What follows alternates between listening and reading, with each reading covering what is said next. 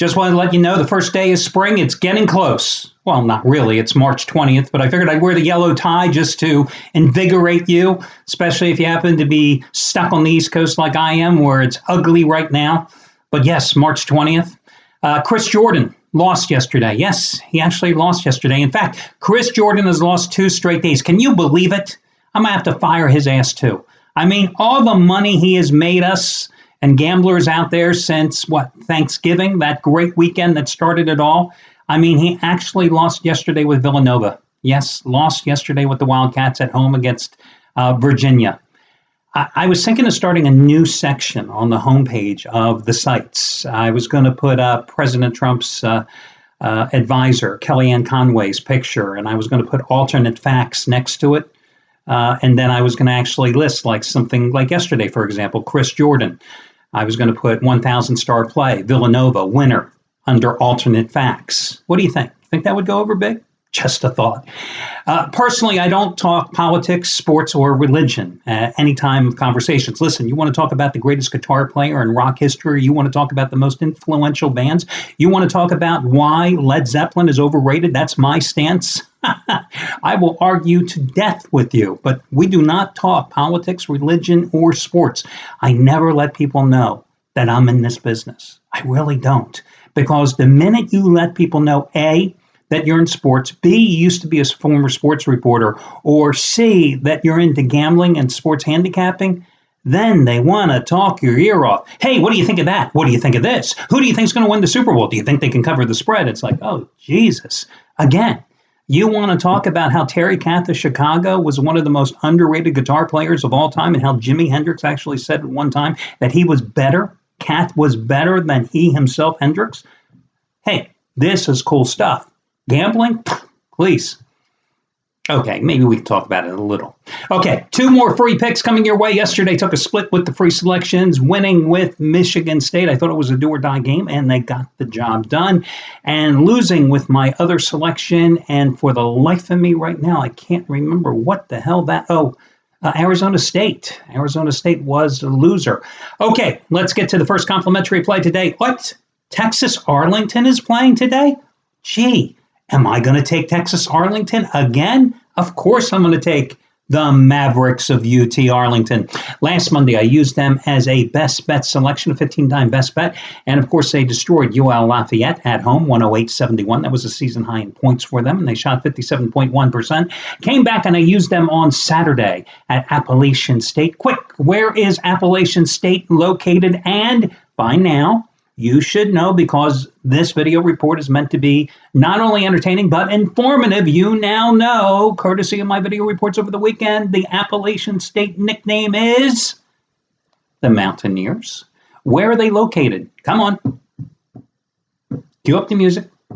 I'm telling you, we really got to increase the budget, because every time I go to cue up the music, the producer never cues it up. Of course, the producer is just as much of his phantom as when I was a kid, and one of the, we had 4 people in the neighborhood, 4 kids in the neighborhood. So we play ball all day long. In the yes, for those of you younger out there, we used to go out in the summertime and we'd actually play ball all day long.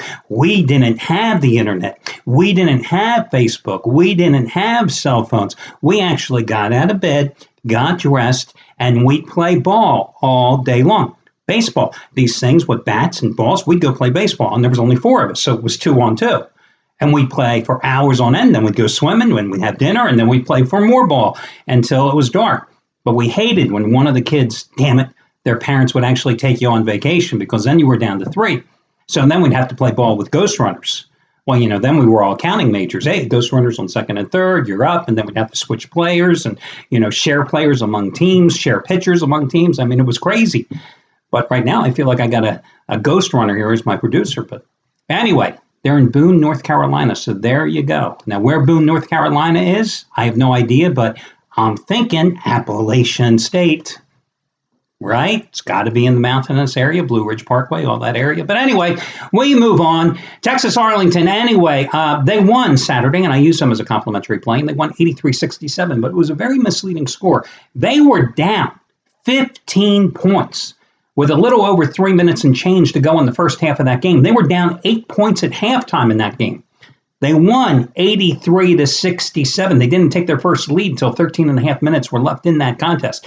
Once again, Kevin Hervey led the way, 22 points, 13 rebounds in 31 minutes. Now, he did roll his ankle in that game, but he stayed in the contest. He did continue playing and led the way, and he is probable for tonight's game. Listen, the Mavericks have won 15 of their last 17 points, or 17 games.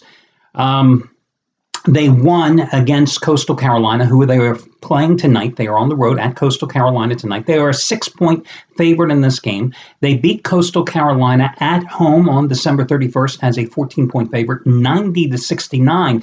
But even that game was a close one. It was 35-all at halftime. And that one, Hervey once again led the way, 16 points. He was one of 6 in double-figure scores for the Mavericks of Texas-Arlington. And what that game was Coastal Carolina's debut as a member of the Sun Belt Conference. They outscored Coastal Carolina 30-18 in the paint. Now, Coastal was coming off a 52-50 home loss in the final minute against Texas State on Saturday. They just shot 38% in that game. They committed 18 turnovers that led to 21 points for Texas State that really gave them the game. That was their third straight loss. Their 2 previous games, they lost by 11 at Georgia Southern and 20 at Georgia State. So again, I've got to ride Texas-Arlington here. Why am I not using them as a best bet tonight as I go for my college revenge game of the year, part number 2, coming off Northwestern, taking care of business finally against Indiana last night? Because it's just one of those psychological things where, I used Texas-Arlington twice. And one is a best bet, one is a free pick. Just don't want to go to the well with them one more time here and find out that I jumped on the bandwagon a day late and come up $1 short. Your other complimentary play tonight, I'm going to go with the Memphis Grizzlies as the road favorite, minus the 3.5 against Phoenix. The Suns were playing some really good ball after earlier in this month. Remember when they upset San Antonio in Mexico City, and Devin Booker went on that great run where he had 6 straight games over 30-some points. But they just got their hats handed to them by the Denver Nuggets in a home sweep by Denver. They lost at home to the Nuggets on Saturday, 123-112. They lost at Denver on Thursday, 127-120. The Nuggets went to the line 70 times combined in those 2 games, 70 free throws. Now, Denver is not a big physical team. They've got some height, okay? But they're not as physical as the Grizzlies are with Gasol and Randolph, right?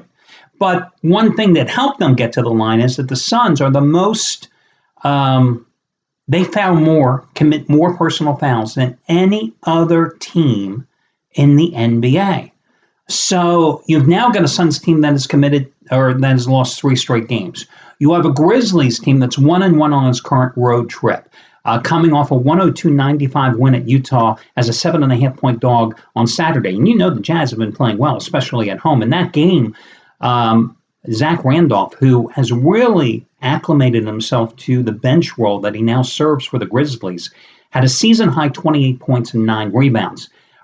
This month, he has averaged almost 16 points and 10 rebounds in about 28 minutes off the bench. And he is finding himself playing more significant minutes with Marc Gasol on the floor. And of course, for many years, he and Gasol were stalwarts in the starting lineup together for the Grizzlies.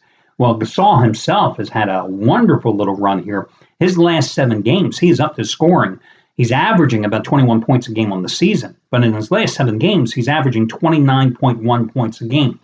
So I got to think that the Grizzlies, a far better defensive team than the Suns. A Grizzlies team that you've got Connolly, who was having an all-star season, even though he got snubbed from the team, having a great year as a facilitator and hitting from the outside, having the ability to get the ball down to the low post to both Gasol and Randolph. I got to think they're going to be able to take advantage of those 2 down in the paint. They're going to be able to draw the fouls. That's going to give them the cheap points. They're going to get a lot of second chance opportunities because of their dominance on the boards. I know Tyson Chandler's been playing well for the Suns, but he's not going to be able to contain both Gasol and Randolph, and that's why I think Memphis minus the 3.5 points here, a cheap road chalk is the way to go as my other complimentary play along with UT-Arlington. That'll do it, guys. I wish you well, and I'll talk to you again tomorrow when we do this one more time.